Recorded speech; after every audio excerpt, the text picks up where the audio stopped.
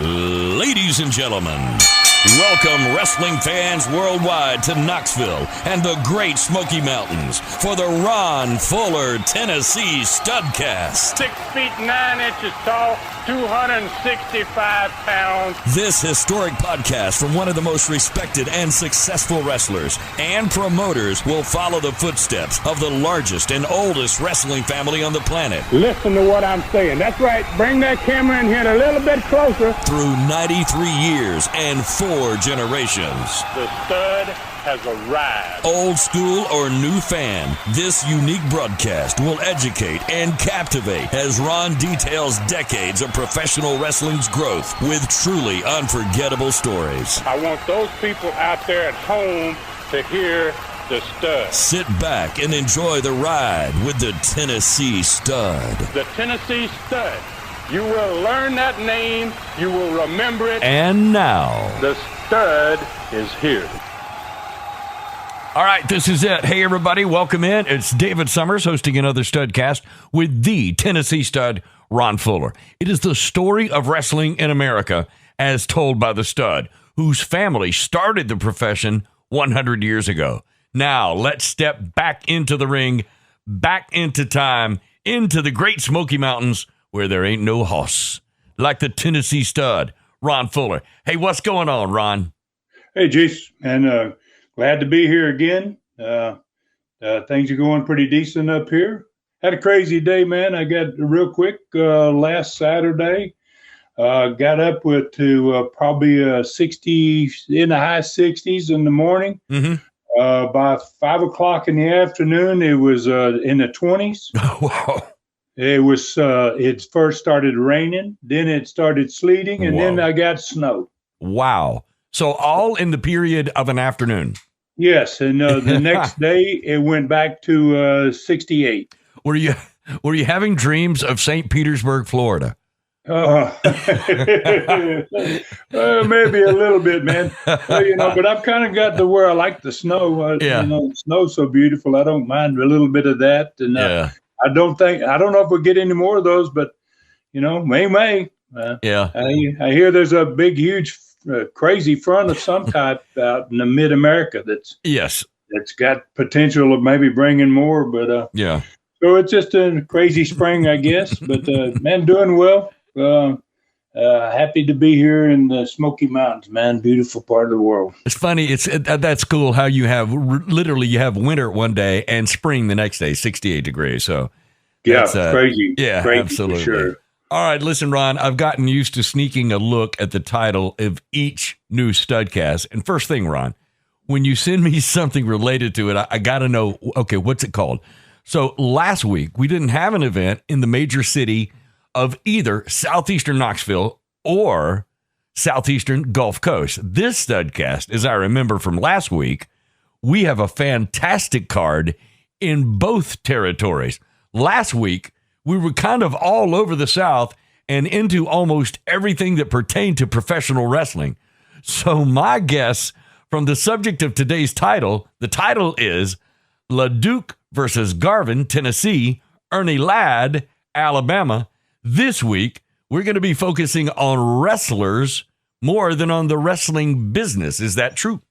Well, that's a pretty good summation there, Dave. I mean, and you're right. I mean, since we got 2 territories now, we are pretty much everywhere, man. And we're obviously all over the South. The 2 territories, 500 miles apart, and a lot going on for darn sure. So, like I said, you're right on it, man. And but we had a lot going on in at this point, April of 1978.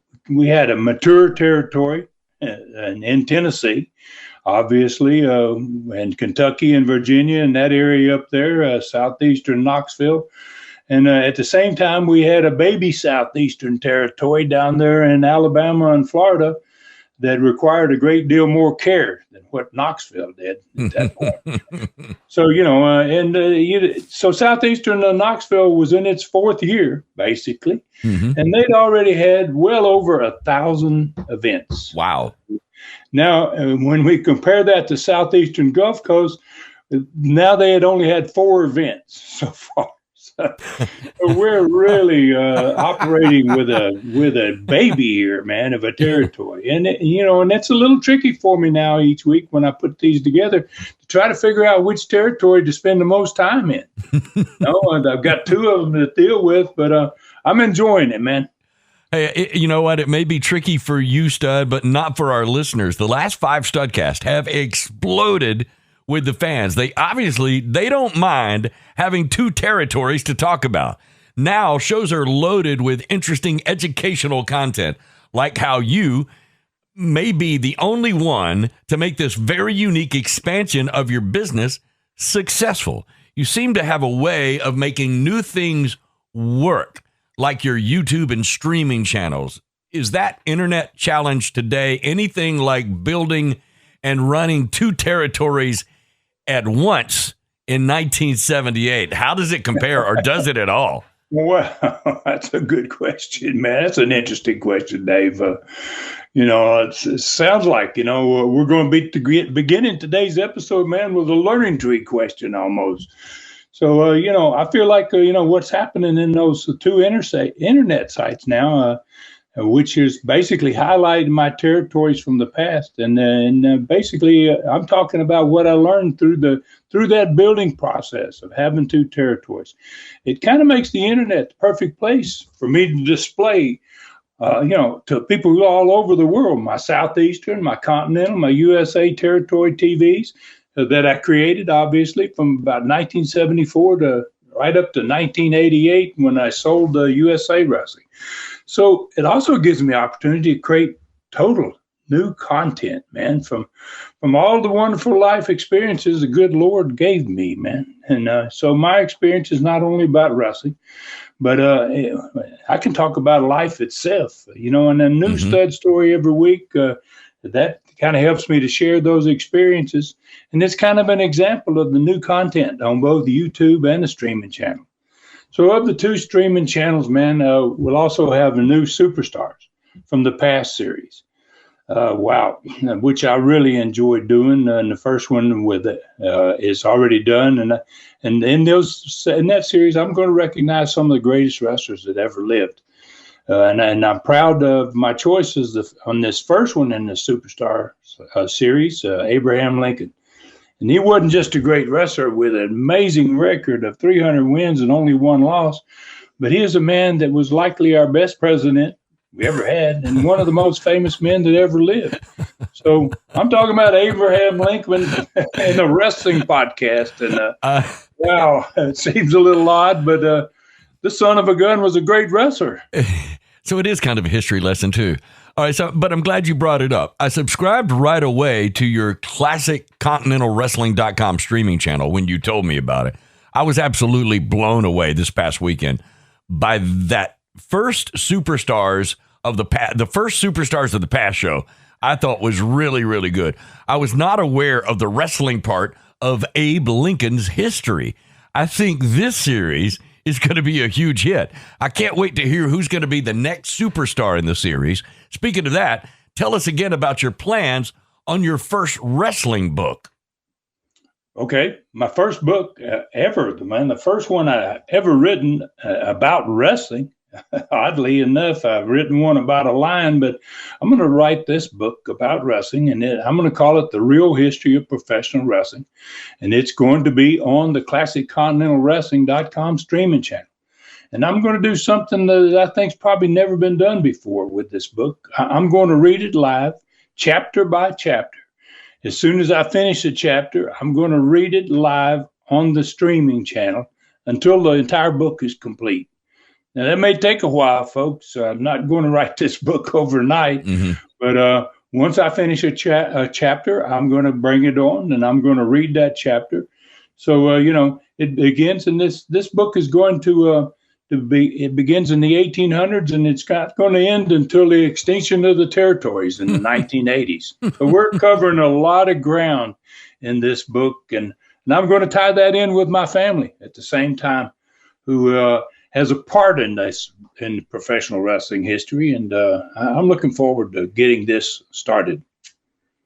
So your plans are to give classiccontinentalwrestling.com subscribers your real history of professional wrestling book, chapter by chapter, and you're going to do it for free. Yeah, yeah, that's my idea, Dave. I mean, that's kind of crazy, I guess, but that's what I want to do. And then plus, in addition, I'm going to load up the streaming channel with everything that's now on Southeastern Rewind's YouTube channel. And then when our search for the old Southeastern TV shows is complete, which we are really, really headed in a great direction there, I'm really pleased with what's going to happen when we start releasing these shows. I'm going to add all those Southeastern shows to that same streaming channel. And I'm also going to have, with the Superstars of the Past series, I've got 43 3-hour Stars of the Sport shows with interviews from some great wrestling stars. Wow, maybe 20, 25, and other subjects that involve the critical parts of my life. Like I said, maybe some of the lessons that I learned trying to develop two territories. And there's already great documentaries on there about Continental stars like Wildcat Wendell Cooley. And on April 26th, the never before seen debut of the Tony Anthony Dirty White Boy documentary is going to premiere on the streaming channel. And it's going to run exclusively there for 30 days. And when it leaves ClassicContinentalWrestling.com, it's going to go on to Amazon. So this is just the beginning here, Dave. I'm going to make the streaming channel the best old school wrestling streaming channel on the planet, man. It seems like you've had a lifetime of success for real in much more than just wrestling, Stud. I really think your streaming channel is going to be the best, especially, as you said, for old school fans. Fans need to subscribe now. It already has so much on it and more on the way every day. Fans can go to ClassicContinentalWrestling.com. ClassicContinentalWrestling.com. Only $4.99 per month, $39.99 per year. Experience the best old school wrestling streaming channel ever, period. All right, Luke, I hope it's okay, Stud, but I can't wait to tell fans about your special offer. Fans can get a free 7-day trial on the channel to see for themselves what it has to offer. That's right, a 7-day trial, absolutely free. I think that is so cool. They'll have an opportunity to go, hey, I like it or I don't like it. I seriously doubt you're not going to like it.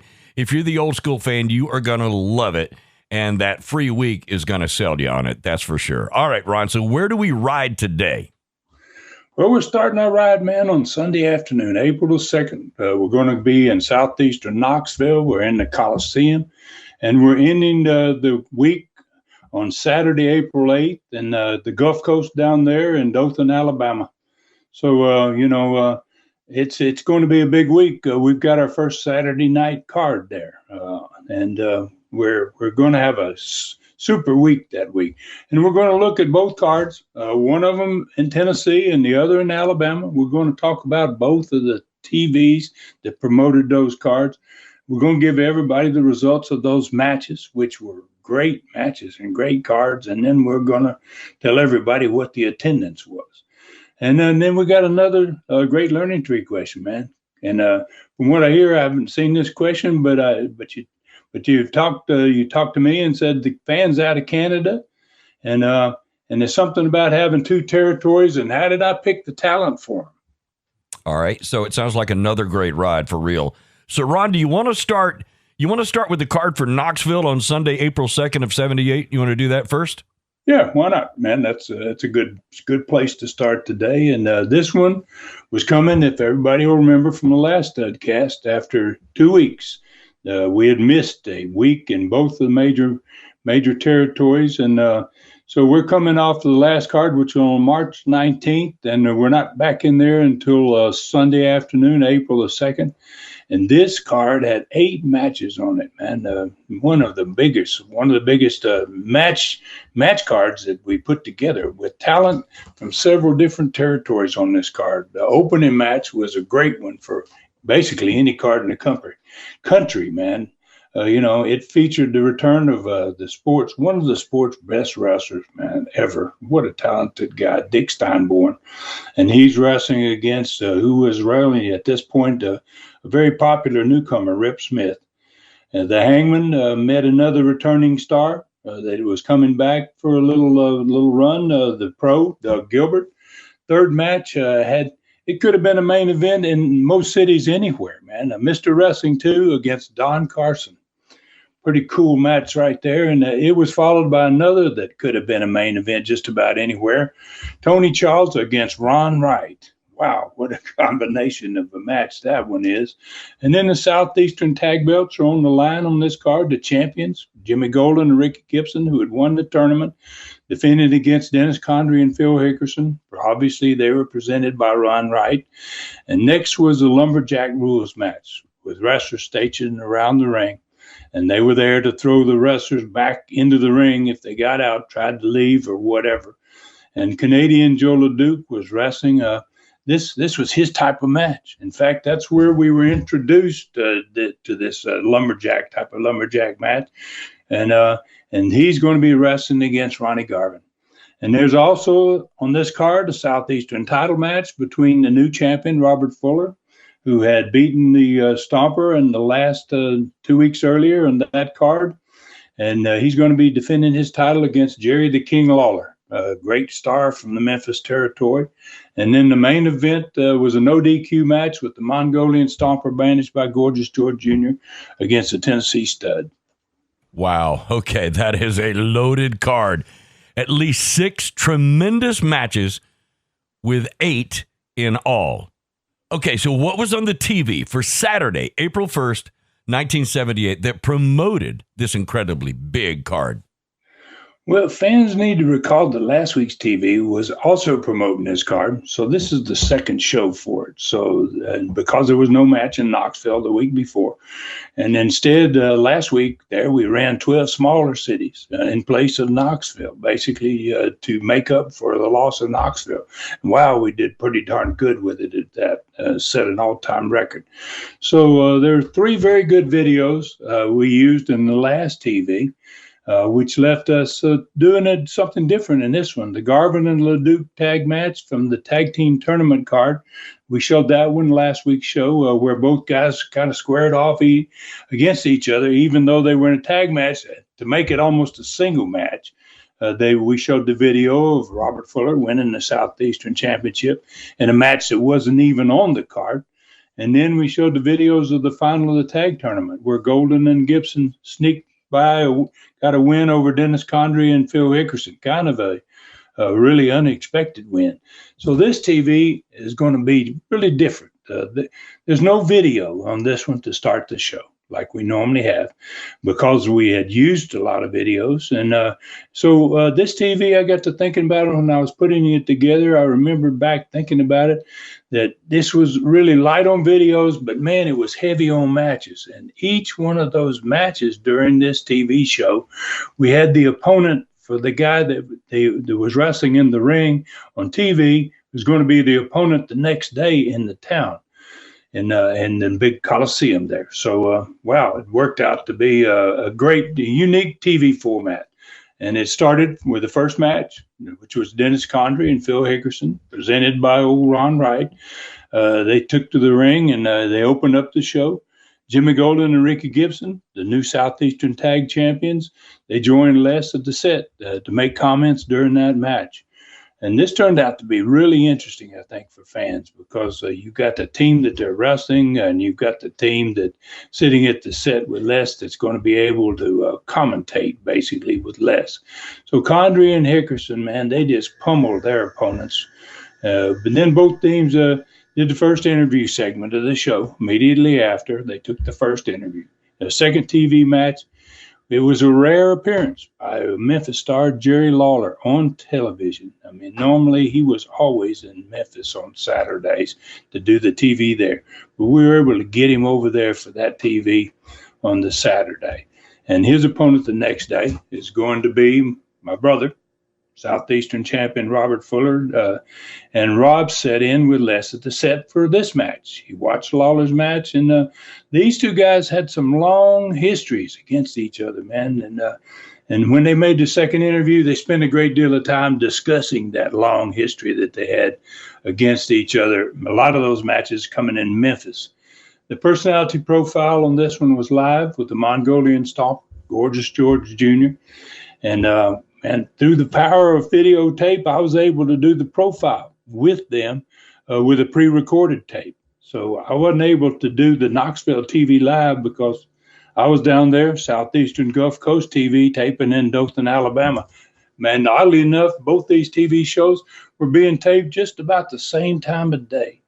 So Rob told me the next day when I got back to Tennessee, the profile was a really good one, that Gigi attacked him and I, which made sense. And he jumped on Rob first, Rob said, because he had something to say because Rob wasn't giving the Mongolian Stomper a return match after winning the belt. Mm-hmm. But why was he, I think he asked Les, so why was he giving Jerry Lawler a title shot when Lawler wasn't even wrestling in Southeastern? Right. You know, good point.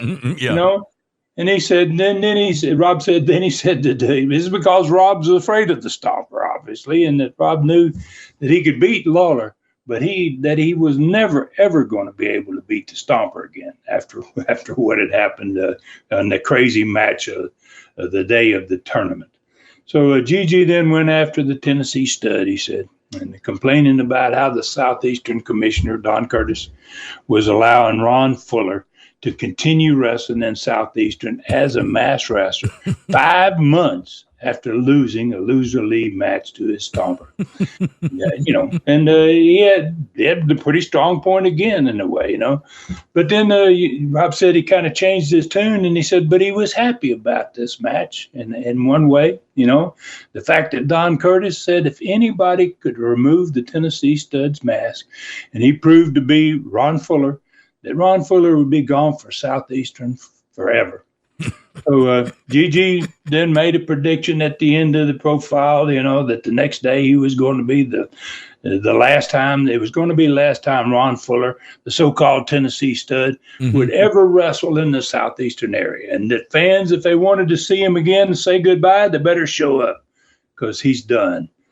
So then Les ran my videotape response. You know, and my response wasn't, because it had been pre-recorded, it didn't really jump on what he had said, you know, but Rob said that the fans really liked what I did have to say. They gave him a big clap. Because it's live, you got the negative effect from the fans when Gigi's having something to say. And then when I had something to say, everybody, you know, they kind of responded in the opposite way. Mm-hmm. Then we get into the third match, Wrestling 2. Mr. Wrestling 2 was a super, he was maybe one of the greatest of all time in the state of Georgia. And he had a pretty big name in Tennessee as well. And he's on this card. And so he got himself a win in the third match. And he won with that big old famous bionic knee lift he hit guys with. Wow. Hit me with it a couple of times too. And that could cross your running lights for sure. And his opponent was Don Carson. So you can imagine what Don Carson, the insults he hurled at Mr. Wrestling 2 during the third match. Then the last TV match of the day was Ronnie Garvin. Joe LeDuc joined Les at the set because they were wrestling each other the next day in that Canadian Lumberjack match. And Garvin literally destroyed his opponent. But he spent a whole lot of time in the match. Rob said he was signaling to Joe LeDuc, sitting at the set with Les, to come on and get some, man. You know, so he said Garvin jumped off the top rope in his opponent's throat, but instead of beating him, covering him, he refused to cover him. And then he turned it around and he motioned for LeDuc to come to the ring again. And then he turned around to go back up to jump off on the kid again. And Rob said LeDuc just sprinted to the ring, slid under the bottom rope, and grabbed him from behind, man, in a bear hug. About the time he got to the top rope. And so Joe just lifted him off the top rope, and Rob said Joe started swinging him around like he was a rag doll. You know, he had him in a reverse bear hug, but he said he was just made, his arms and legs were going everywhere. And he said Garvin finally got his feet down on the mat where he could steady himself. And he said he delivered a blow, man, with the back of his head. He took the back of his head and slammed it into LeDuc's forehead. Whoa. And he said LeDuc, man, just went straight back through the ropes onto the concrete, man, and he busted his head. And, Wow. So, LeDuc was trying to get up bleeding, and Garvin just went out on the floor after him, man. And they got into it, man. Wow. Big time, Rob said. And one referee jumped out to try to stop it, and they threw him all across the floor, and he got hurt. And the second one came, and he couldn't stop it. So Les, being at the set by himself at this point, he started calling for the wrestlers and the guys in the dressing room to come and help break this up. We got to get this stopped, Wow, this is crazy. And the crowd, obviously, Rob said, was going crazy. They were really enjoyed it. So the wrestlers began to arrive, kind of one and two at a time. And Rob said it took almost all the dressing rooms, everybody in the dressing rooms, to pull the two apart. They said it was crazy. Couldn't get them to stop fighting. Joe's bleeding like crazy. And he said, so, basically the lumberjack match that was scheduled for the next day, it got started on TV. It was just a crazy deal. So Rob told me the next day on Sunday, when I got back home, the entire studio crowd was on their feet and on fire, man, while all this was going on. And I could just imagine people at home were doing the same. Well, I got to ask, and this is kind of a side note, and it's about your brother, so it may be personal, but did Rob ever confide in you about being frightened of the Stomper? Yeah, that's a good one, too, now. Oh, man, I'll tell you what, Dave.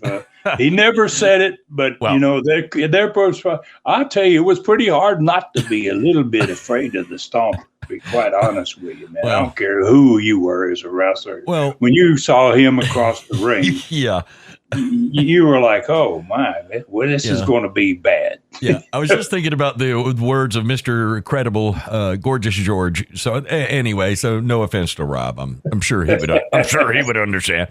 All right, so really another great ending to a fantastic TV show. So what happened the next day in the Coliseum? All of these great matches had to be a big day.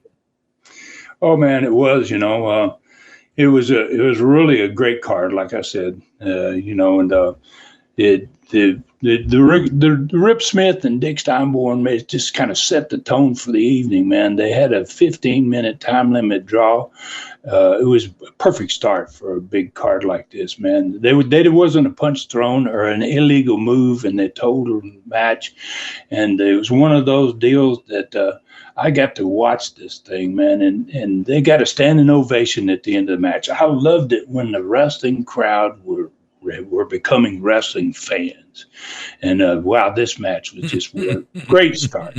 So then the pro Doug Gilbert, he beat the Hangman in the second match. Tony Charles and Ron Wright, they wrestled to another time limit. This was a 20-minute match. Theirs was 20 minutes, and they wrestled to a time limit draw. And this one was not a clean match like the first one was with Ron Wright in it. It wasn't going to be. And Ron Wright tried to cheat his way to victory. But instead, boy, he got his jaw teeth rattled by Tony Charles's big forearms, man. I mean, wow, you could almost hear his teeth pop every time he got hit with one of those forearms. And I'm sure Ron Wright was glad when that bell rang at 20 minutes that it wasn't going to be any longer. He had to stay in there with him.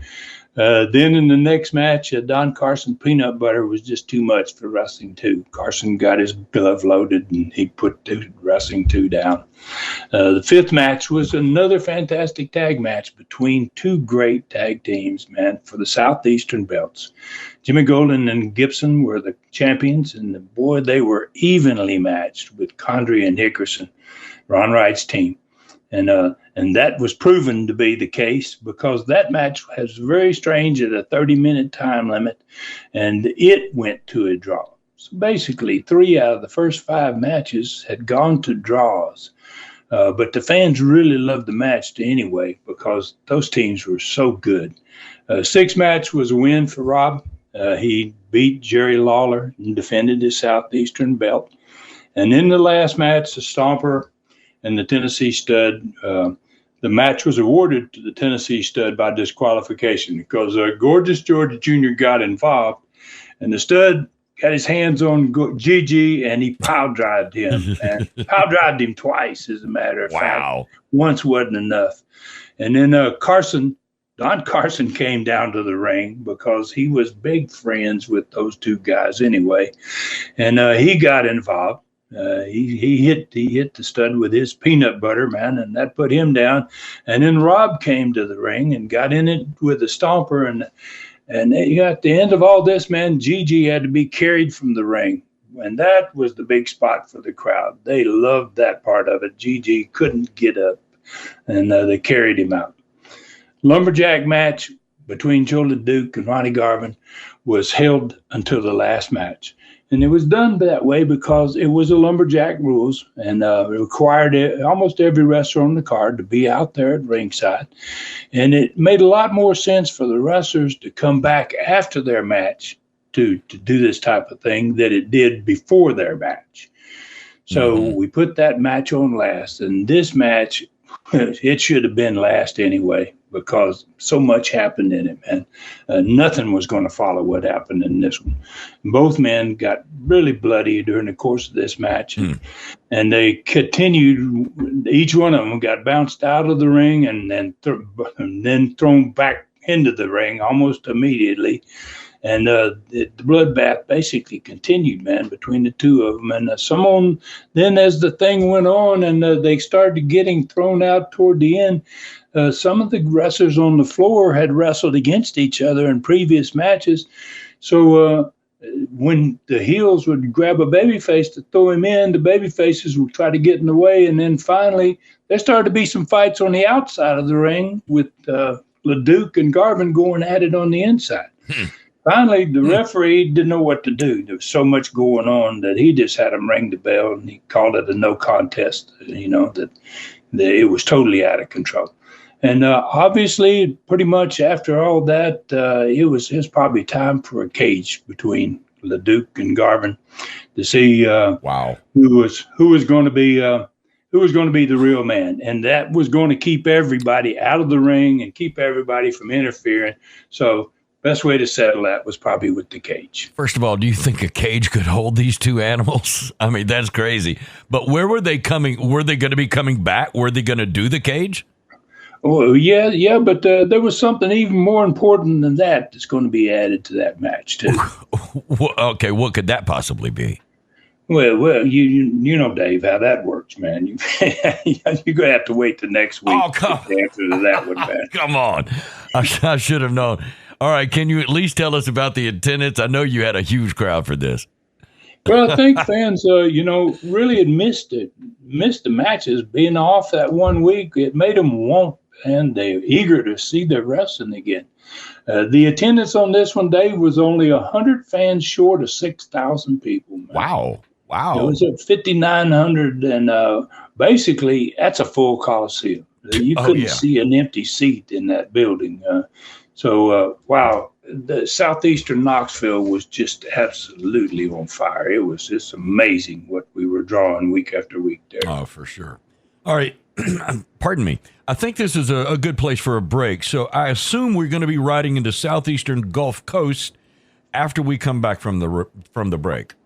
Yeah, your assumption is correct, my man. And that's why I enjoy these STUDCasts so much, Dave, now, especially since the second territory's opened up.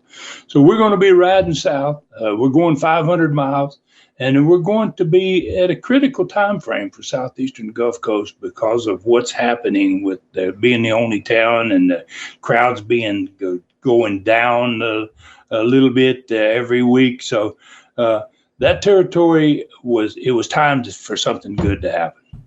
Okay, so let's take this break. And while we do that, remember to check out ClassicContinentalWrestling.com. When we come back, according to the good book, Genesis 38:18, for I heard them say, let us go to Dothan. We're going to Dothan and southeastern Gulf Coast. We'll be back on this STUDCast in a moment. All right, STUDCAST fans, the Southeastern Rewind on YouTube schedule for this week. Here it is. Wednesday, April 13th through Tuesday, April 19th.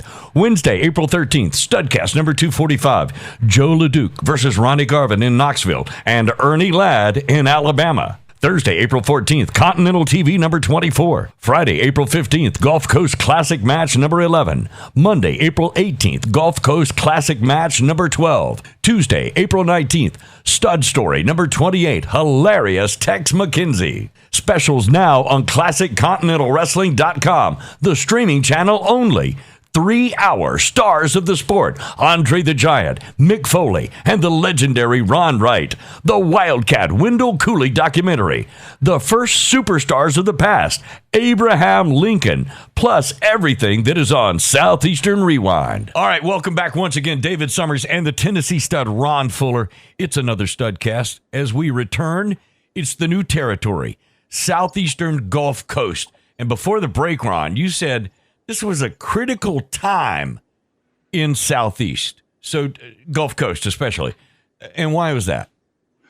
Well, my father, he especially during this time frame of my life, he always had a short saying that kept coming back to me during this time frame. His little saying was kind of to describe the success or failure in the wrestling business. And he used to always say, your business is either growing, kid, or it's dying. Wow. And I can still hear the words, man, and he said them to me in the spring of 1978, right in this time frame, about 5 weeks after we had run the first event in Southeastern Gulf Coast. Mm-hmm. Crowds went down for the first, after the first night, for the next two. So we were struggling, and he was right. It was a critical time for a new company. You had to get it going, or you might not ever get it going. So we only had one city operating at this point, and we had to get to where we were operating at least 5 a week and hopefully 6 towns a week. That's what it took to make wrestlers a living and to make a business successful. So every time we ran Dothan, which was the only city running at that time, we had to be drawing bigger crowds, or we were on the point of risking failure, man. We might not be going to make it, as the old man said. You better make sure you're growing and not dying. So the card, this one that we're going to be talking about, of April 7th, 1978, was one of those critical nights, man. We had missed a week, just like Knoxville did, due to the building conflict, and we were wrestling in Dothan for only the 5th time, totally. And it was 5 days after the Knoxville event we just talked about before the break. So we only had 5 matches on the Dothan card compared to 8 on the Knoxville card. And why was that? Well, we had fewer matches on the Dothan card than Knoxville. Basically, there's a couple of reasons for it, Dave.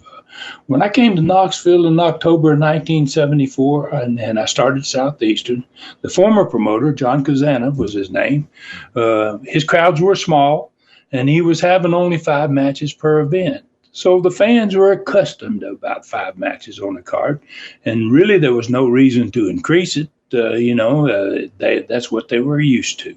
And as Southeastern Knoxville, though, caught on fire in the next couple of years, the crowds grew dramatically. And as the crowds got bigger, it made more sense to add a match and maybe even 2 matches. And now at this point, the crowds are 6,000 people and the Coliseum's full. It made sense to give them 8 matches. So that's kind of the reason I left it at 5. So before I bought them out there, the old Gulf Coast promoters I'm talking about, they were giving fans 5 matches, just like Kazana was in Knoxville. Mm-hmm. So again, there was no reason yet to change that in Dothan because, crowds they dropped off after the first one for the next couple of weeks. So I figured, man, when the crowds start to grow, I'll go ahead and add the matches again. So it kind of seems like to me that more matches doesn't mean more people attending. Yeah, well, that's kind of it, man. And success really in a new territory didn't have anything to do with the number of matches on the card. It had everything to do with the quality of your TV show, how good your talent was, and how long it took fans to really get into the wrestlers themselves. They had to really get the feeling like this guy's a great friend of mine. I want to go see him win. So this was only the 5th event I mean, you couldn't accomplish that in that short a period of time. So Southeastern Gulf Coast fans, all they needed was time, man, to get more involved with the new wrestlers that they were seeing, to get into the angles, and then the crowds were going to start to grow. That's the way it was supposed to happen. That's the way I wanted it to happen. So we're going to have to see if we can make it happen. So when they started to hate the heels and they started to love the baby faces, and then you gave them some kind of special match between this guy they liked and the guy they hated, they're going to come to see it. So when the building was full on a steady basis, that's when you added matches. So the first match, as every other match that night in Dothan on Friday night, April the 7th, 78, was a critical one because we needed to get the crowd to go up. So just as the first match in Knoxville 5 days earlier had been, it was critical, this first match. But this first match in Dothan was even more important than Knoxville because Dothan was in its infancy. It needed a pop, something good to happen. So as my father said, we were either moving forward or dying. So this night, and that was a little bits of thought that had to go into it. This night had to lead to a bigger crowd the next week. Or I felt like, well, we're going to be in real trouble here. Yeah. All right. So it makes me wonder, did you have those little words in your head as you would walk in or as you would look through the curtain and see the crowd? Did you say the word dying? Or did you, it was like, oh no, or when you would look through the curtain, because there was a lot of pressure and stress on you as a young man. How did you deal with it? Well, luckily, it wasn't my first rodeo, man. Southeastern Knoxville had been at this same point, man, for a year, basically. For the first year, I didn't know whether I was going to make it or not. I was always, I feel like, on the edge of bankruptcy there, man. And so I'd learned a thing or two during my first 3.5 years as an owner of that Southeastern Knoxville territory. And my determination to succeed was probably even stronger at this point because I tasted a little success, man. And so I didn't want to fail, man. I wanted to have that success down there in the Gulf Coast that I'd had in Knoxville. So let's get to this critical fifth Dothan card, man. So I was going full out, man, and as a booker to make this a special one, special night. So one of Alabama's best wrestling stars ever was a native of Dothan, and he had been trained by my father in the 1950s. He was also a local law enforcement officer. He was admired and respected by everyone. And because of who he was and what he did for a living, he kind of felt he had to wear a mask to hide his identity, his entire career down in that area. And few people ever knew that he wrestled. They never knew that he was a wrestler as well as a lawman. So as a wrestler, he was a main eventer, I can tell you that, for years in the Gulf Coast wrestling, man. And you know what I'm talking about. A lot of fans may not, though. He even wrestled in Southeastern Knoxville. If fans think back about this, he was a partner with Dick Dunn in 1975. They were there as the superstars. In Southeastern, they were the tag champions for almost a year. Great tag team, this guy and Dick Dunn.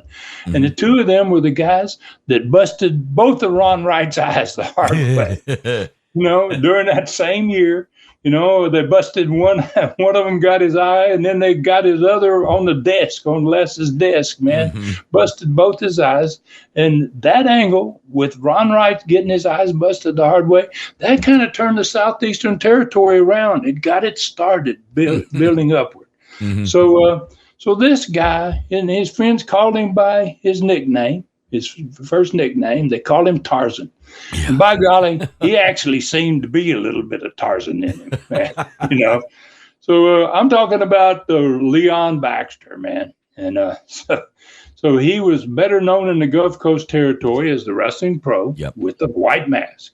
And after our success in Knoxville, I was extremely appreciative, man, to old Leon for helping me to get this territory off the ground, kind of like he helped me to get the Southeastern Knoxville off the ground. Yeah. So on this night, he opened the card after being a main eventer for so long, it had to be a blow to his ego. I kind of felt it might, but I needed something to happen, And his opponent in this first match, opening this card, was Eddie Mansfield, who was a young rising heel, man, and he had the skills to become a success.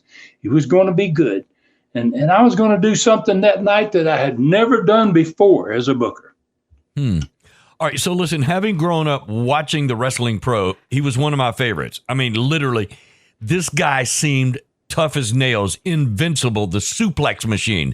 I have to admit, as a fan, I had kind of lost some interest in wrestling at the time. I was not there that night.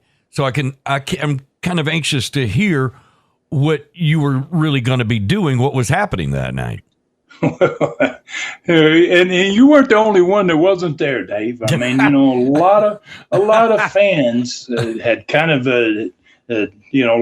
left wrestling. They had lost interest in this sport. A little disenchanted, maybe. Yeah. Yeah, and so that's what we're dealing with. That's why I'm saying that this is a critical night.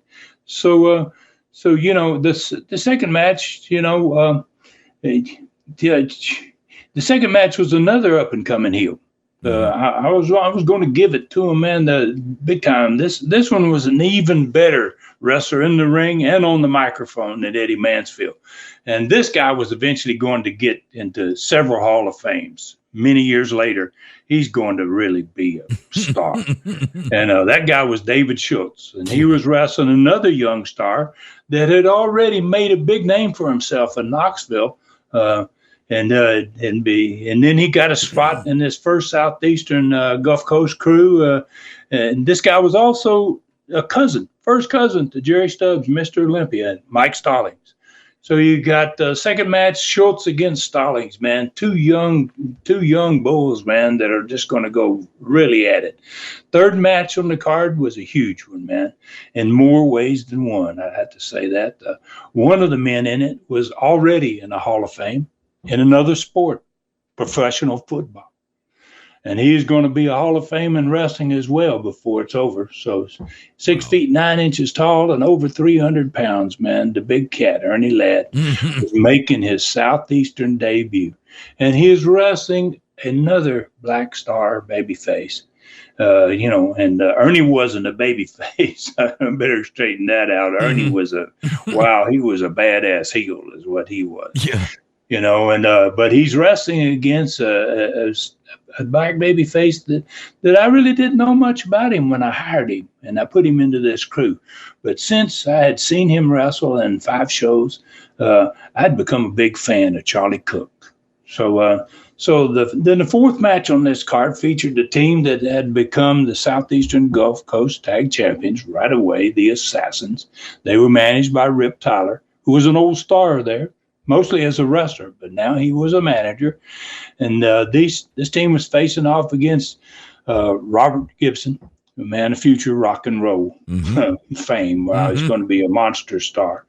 And he had a partner that night who was a big star in the Georgia territory, Big Bill Dromo. And Bill kind of took me under his wing in the summer of 1970 when I broke into business. I ran everywhere with him. He carried me to towns. He offered me advice. He watched my matches. He was just a great friend to me.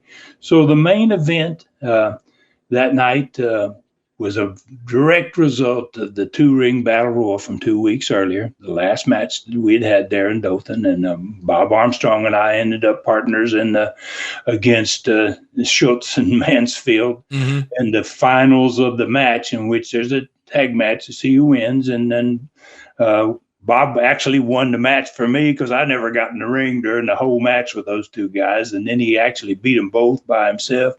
And then when it came time to get the money, I took my money from the announcer. And then when he started to give it to Bob, I took Bob's money and put the boots to him to boot. Right.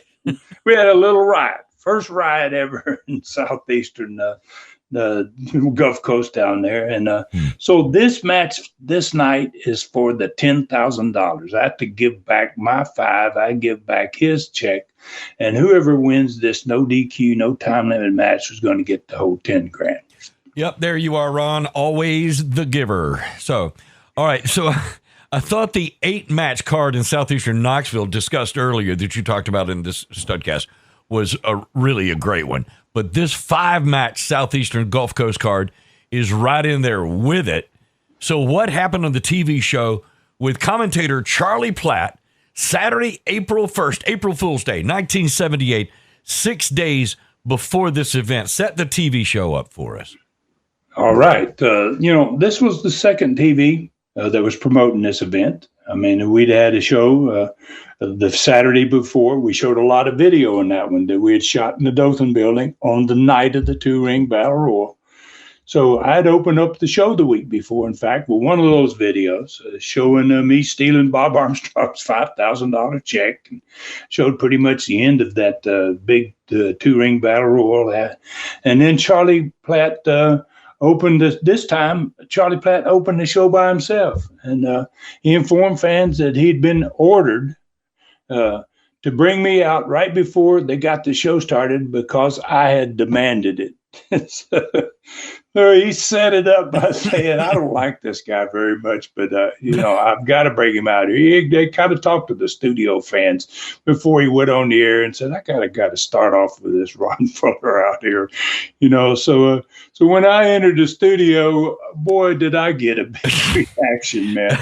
Obviously, the fans, they just they let Charlie know how much they disliked it as well. They booed the heck out of me, man. They were ready for me. And I couldn't have been any happier, man, with that introduction. I loved it, So I made, I sat down there with Charlie and I made him show the video again of me stealing Bob Armstrong's money. And then I bragged about this upcoming match to see who was going to get the whole $10,000. And I said, it's easy money, Charlie Platt, because I said the match is a no time limit and a no DQ match. And I said, Charlie Platt, I'm really great in these no DQ matches. That means I can do anything I want to the opponent, and not get disqualified and not get intentionally giving my match away. So, I said, I've never lost a no DQ match, Charlie Platt. So I'm going to get $10,000, man, come next Friday night. So, Charlie had that way of giving you that look, and he kind of let me know. He showed his disgust, man. Charlie? Yeah, amazingly, right? Right. And then he tried to kind of get rid of me, and he says, Ron, thank you very much for joining us, which he didn't mean a word of. Mm-hmm. And the wrestling pro was coming to get in the ring, man. At the same time that Charlie's trying to shove me out of there, right? Right. Obviously the pro got a big hand from the fans. They loved him there. He was a big star for many, many years, and he was going to be the first match on the TV. So instead of my getting up and leaving, I just sat there and I said, Charlie Carr, I want to sit here and talk about this guy. I've heard about this guy, and so I sat there and I ran the pro down the toilet, man. I had nothing but derogatory remarks, and then I finished up by saying, Charlie, I said, I don't know how this old guy, I called him an old guy. I said, I don't know how this old guy is going to compete with these Southeastern stars that we got in here now, And I said, and I just about finished that. As I finished that little statement, he hooked the sleeper hold on his opponent, man, who was a young kid, just like I said, with all these Southeastern stars, and he put that kid to sleep, man. Wow, and that studio went crazy, and they couldn't hear what I was saying, but I'm sure when they went home and watched the TV, they were really happy that they cheered for him so loud. So then in the first interview, the pro watched Eddie Mansfield's comments. Eddie Mansfield made an interview, and Eddie Mansfield's wrestling him in the first match on the card the following Friday. And Eddie Mansfield made a big point of saying that he's going to do something nobody's ever done. He says, I'm going to take the mask off a legend. I'm going to pull that white mask off of that wrestling pro, and he said, "Now I'm going to kick his ass." Well, we had to bleep ass next Friday. But he was all inspired, man. And then, the studio crowd, they got real upset. They got to see his remarks But then they got to hear Tarzan Baxter's response, man. And he had made Tarzan mad, that little deal. Mm-hmm. He was going to take his mask off and he's going to kick his ass. And so Tarzan, man, his pride took over. And I mean, he made an inspiring interview about you, the blonde-haired punk kid. God, I can't wait to get my hands on you, right? And so it was great. And then when he finished, that studio went crazy again. So Mike Stallings was the second guy on the TV. He got himself a big win. And then David Schultz split the second interview of the show. Stallings wasn't so good. David Schultz was beginning to become a great interviewer. He's gonna light it up there. He's gonna figure out how to become a big star in southeastern Gulf Coast. Bob Armstrong, man, he got their fans on the feet. For the personality profile, he had him standing up, right? And he could kind of feel what I did that day from the studio audience. It was fired up, man, in there. And there was a good vibe in the studio. It was like, wow, something's going to happen here. So Big Bill Dromo, man, a star in the Georgia Territory, and Robert Gibson, they went out for the third match, a tag match. And even though it was their first time out as a team, they had a great match. It looked like they'd been wrestling together as a team for years. And so that kind of kept the studio crowd cooking, man. Bob Armstrong had gotten them up. The pro had gotten them up. They were really into it that day. And then the next interview came along, and the time was split between Rip Tyler and his assassins against Dromo and Robert Gibson. Good interviews. And all the babyfaces matches, there'd been 3 babyface matches in this TV show, and the last one was another babyface match, and it ended up with Charlie Cook. And boy, he was doing the cooking, man, for the studio audience, and he got a really great win, man. That ended the live matches on the show. Then the final interview had the great Ernie Ladd, man, send an interview in. He wasn't actually there. Okay. But Ernie laid it down, man. Wow. Ernie was such a great interviewer, too. And he laid down the law on Charlie Cook, man. Wow. Who is Charlie Cook? I'm the greatest athlete of all time.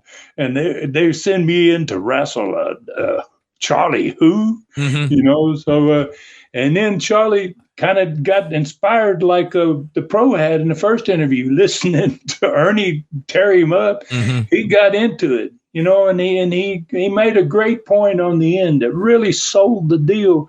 He said, the great thing about this match is nobody know who I am now, but when I beat Ernie Ladd, he said, I'm going to be somebody in the wrestling. And it was a great line. Yeah. And it was true. You beat Ernie Ladd, and you are going to be somebody. Oh, no doubt. All right, and I want to see if you remember this. Ernie, you said Ernie had pre-recorded an interview. Did Ernie, remind me, was Ernie in on like 2 Friday nights in a row in Dothan? What happened there? Well, he was, as you recall, he was there. He was coming in to wrestle on this Friday night. Right. We had an interview with him on the profile last week. Right. It was a big video, great video of him winning matches and huge star, showing what a star he was. Yeah. Okay. This time the interview he did was pre-recorded and it was sent in, but it was focused on Charlie Cook. The guy that I'm wrestling. So this is like his first appearance in the Houston County Farm Center. He is. It's his first appearance ever in southeastern Gulf Coast and southeastern wrestling, period. Yeah. It's going to be his first on the Friday night. And then he's going to stay over and wrestle on the next week's TV. So he is going to be wrestling on TV. Okay. That's what I was wondering, how much time he spent around in the Dothan area. And in Dothan, it was different because you had your TV show on Saturday afternoon. And then the big event was the next Friday night at the Houston County Farm Center. Right. Okay. So you really had everything kind of a week early on TV about here's what's going to happen next Friday night. All right. So listen, either way, it still sounded like a TV just as good as the one taking place at the same time, 500 miles north in Tennessee. So what happened, Ron, the following Friday night, especially that first match that you mentioned earlier? Well, I still think, baby, you're a real pro. fan, Dave. You're the wrestling pro, obviously, and I knew you would be, man. Yeah. Because he was a legend. He was tremendous there, Yeah. And, and I normally always believed that a great babyface opening match was the best way to start off a night of wrestling. So a match like the one in the Knoxville card, on this same STUDCAST earlier, with Dick Steinborn and Rip Smith, was a great example of what I thought was a great way to open up a card. But in this case, with Southeastern Gulf Coast being a new territory and struggling to get off the ground, and kind of its future was in the balance here, man, I decided I'm going to take a chance with this first match, do something I'd never done before. And so the Wrestling Pro versus Eddie Mansfield match, I think in Dothan, probably those people that were there, this match became an instant classic. I mean, it started out as a wrestling match, kind of like the one up there in Knoxville, but it ended up in an all-out war, man. It was kind of like the young buck against the old pack leader, man. Who's going to take control here, man? Whose time is it? In Mansfield, man, he resorted to using something in his tights, and he hit the pro with it. And boy, the pro's whole white mask, I know you remember it well. I always wore a white mask. Yep. That clean white mask, man, became the crimson color that the state of Alabama was famous for. Wow. Talking about the Tuscaloosa. Yeah. Tuscaloosa crowd up there. Yeah. I mean, his mask went from white to crimson, man. Wow. He was bleeding bad. And so everybody in the building got on their feet, man. This match was unbelievable. Mansfield got the pro's mask up to around his eyes. I mean, it was like, wow, he'd busted his head. Now he's going to do what he said he was going to do. He's going to pull the pro's mask off. Nobody'd ever pulled the pro's mask off. And the ref, finally just started ringing the bell. I mean, it was just crazy. Fans were starting to come to the ring. They were going to. People, I saw a guy pull his shirt off. I think he was going to throw his shirt over Pro's head, man, if he lost his mask. So Mansfield left the ring. Pro finally started fighting back, and Mansfield jumped on the floor. The bell had already rung. He raised both hands on his way out like he had really accomplished something. But he left a really mad Pro in the ring. Yeah. But that match, man, started off the night, and wow, it began a string of great matches in this Dothan card. And then David Schultz, man, got the best of Mike Stallings, but the fans loved that match all the way. Stallings was a great wrestler, and he really made a match of it. Charlie Cook and Ernie Ladd match was absolutely spectacular. Ernie was a great heel, man. I'd forgotten how good he was, and I was watching this match, and he did almost everything to Charlie Cook that a nasty heel could think of, man. But then he finished the match with the most important thing any heel could do for a babyface. Charlie Cook, in desperation, he had had everything done to him. He had kicked out and kicked out and kicked out, and he would not get beat. And in desperation, he hooked that big old Ernie Ladd, man, the giant that he was, in a small package, and he beat that Hall of Famer right in the middle of that ring. The building exploded. I mean, the roof came off. Wow. Like, wow, Charlie Cook beat Ernie Ladd, and it was the last thing any of them expected to see. And I tell you what, instantly, when the 3 count, when that hand hit the mat for the 3 count, Charlie Cook's future went right through the roof of that farm center. It's exactly what he said on the TV before. It's exactly what he said. Right. He said, if I could just get a win over this guy, I'll be somebody in wrestling. And instantly, when that 3rd hand hit the mat for the count out, Charlie Cook became a star, man. And so then the tag team match was next up, and it was a great night, man, of wrestling all the way around. Bill Dromo and Robert Gibson gave this assassin team all they could handle. And these assassins were good. So it took manager Rip Tyler's, man. He had to do some quick thinking, and he managed to somehow get him a win over Robert Gibson. He snatched a foot when he needed to and held on to a leg when the referee wasn't watching. And so this assassin combination, they were really getting over at this point. And they were going to get over a whole lot better because there's a major upgrade in managers on the way for these two guys. So their situations are going to improve. So then the last match of the night was the money match, man. And it ended with the biggest pop of the night. And I'd spent much of the match outside the ring, stalling for time. And finally, Bob got so frustrated, he just came after me, basically. He said, all right, you ain't going to wrestle in the ring. I'm going to beat you outside the ring. And we both ended up on the floor out there, man. And back in those days, you'll remember, Dave, it was a dirt floor. Yeah. You know, it was no concrete there back in the first days that Southeastern Gulf Coast opened up. So, and we were outside the ring, and before it was over, it kind of ended up like the match on TV with Garvin and LeDuc on the Knoxville. The referee couldn't stop it, and the second referee came down, and he couldn't stop it.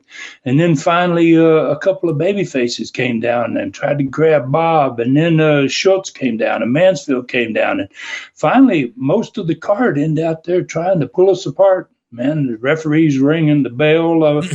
Obviously, there wasn't a winner. Wow. And, you know, and so the 10,000 is still up. Nobody's won that 10,000 yet. And next week, we're going to come back in a lumberjack match with the wrestlers around the ring. And we're going to find out who the heck is going to get the 10 grand. You mentioned the floor. It was dirt then. It's concrete now, of course. But back in the day, they still had tractor pulls and that kind of thing in the farm center, but that's part of the reason for that. And it would get kind of dusty indoors. All right, so a really fantastic night of wrestling, Stud. That it kind of takes me back. I wish I was there. But what was the attendance for Dothan that night?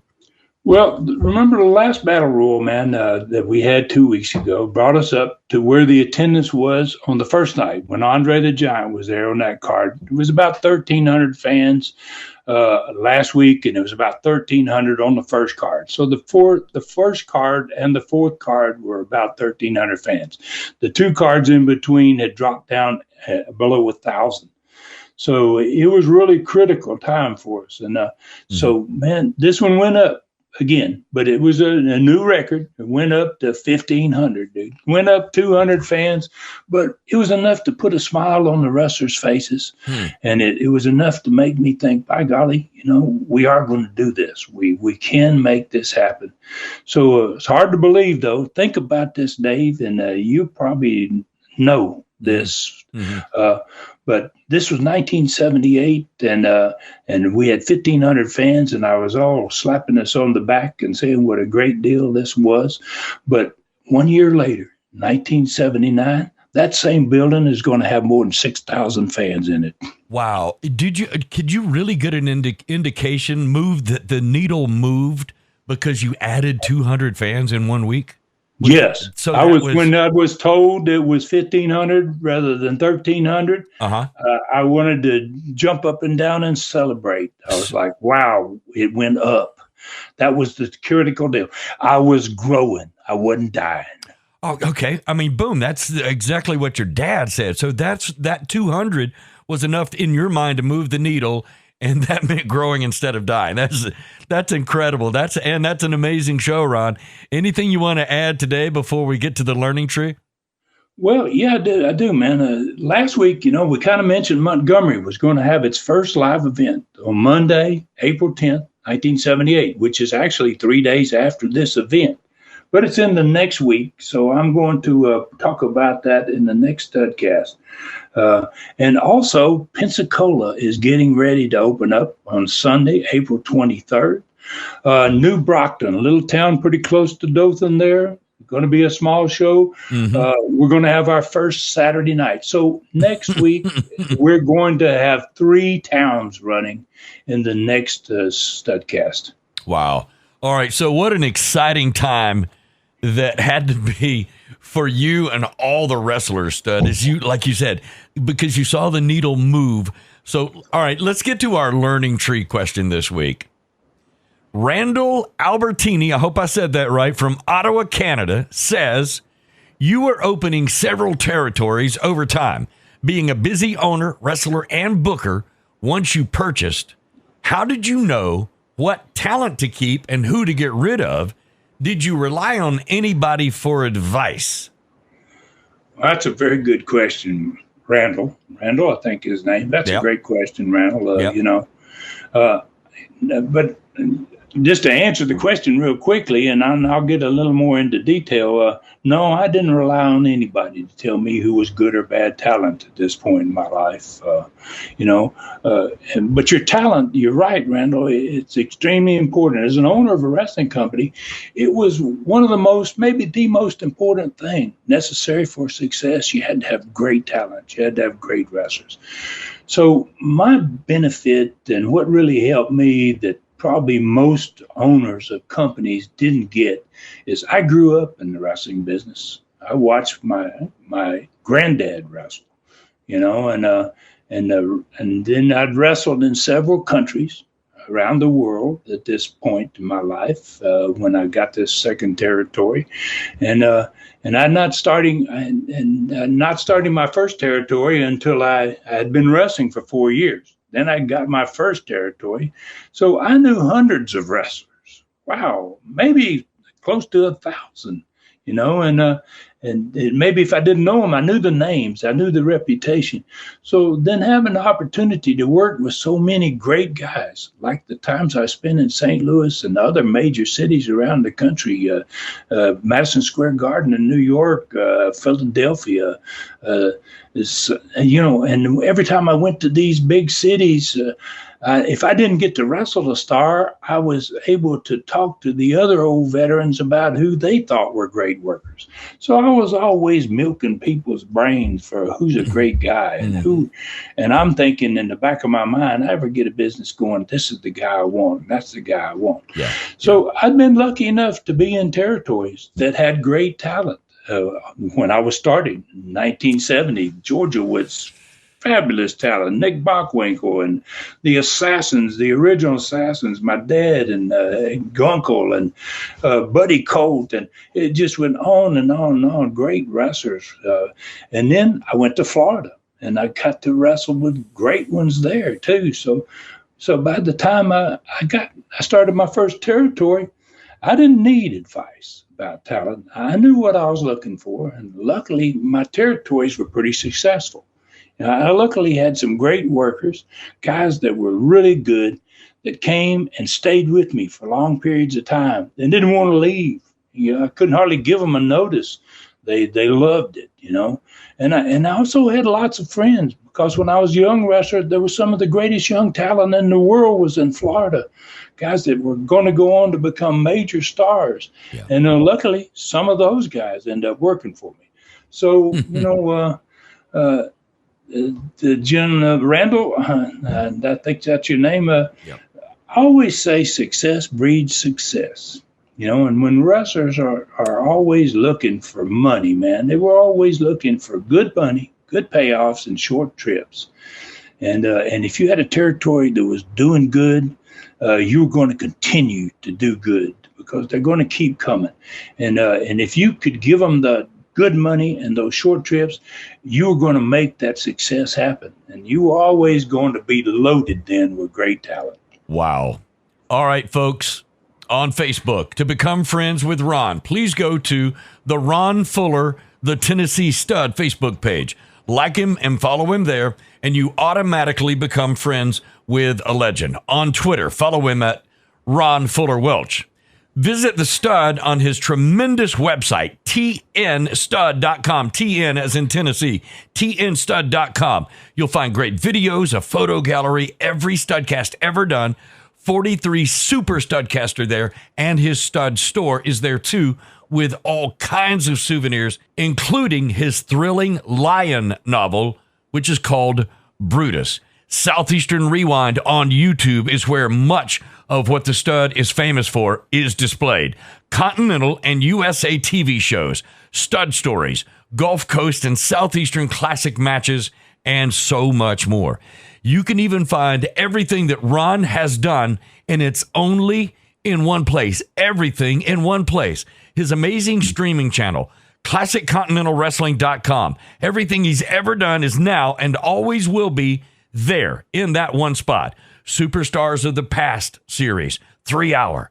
Stars of the Sport series, Wildcat Wendell Cooley documentary. It's coming April 26th. The world premiere of Tony Anthony's Dirty White Boy documentary and the original classic Southeastern TV shows.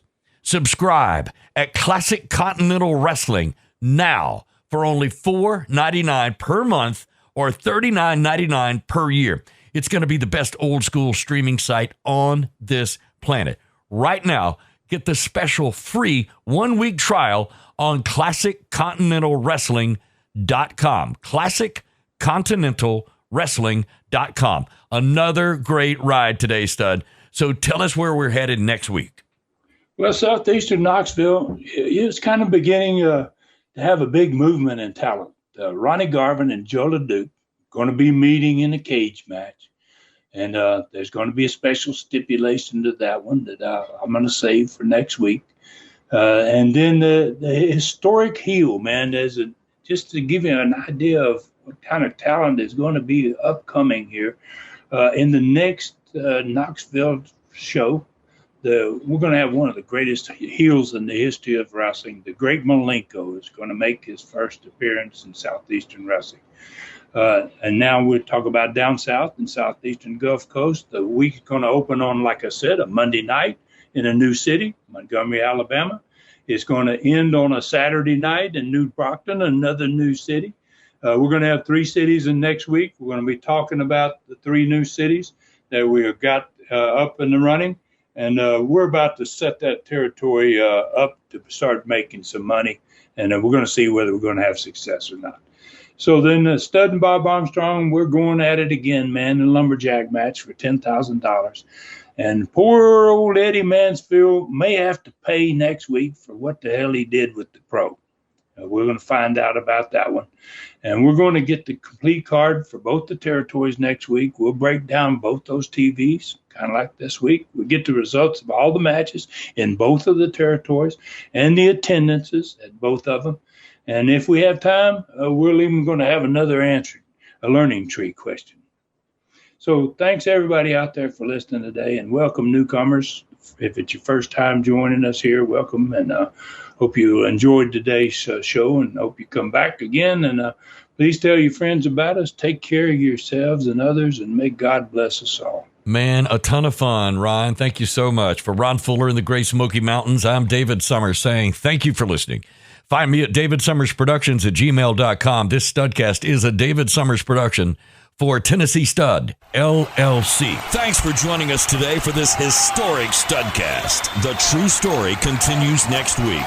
So full Nelson your friends and point them in our direction for another ride with the Tennessee Stud. 1, 2, 3. This is David Summers saying so long from the Great Smoky Mountains.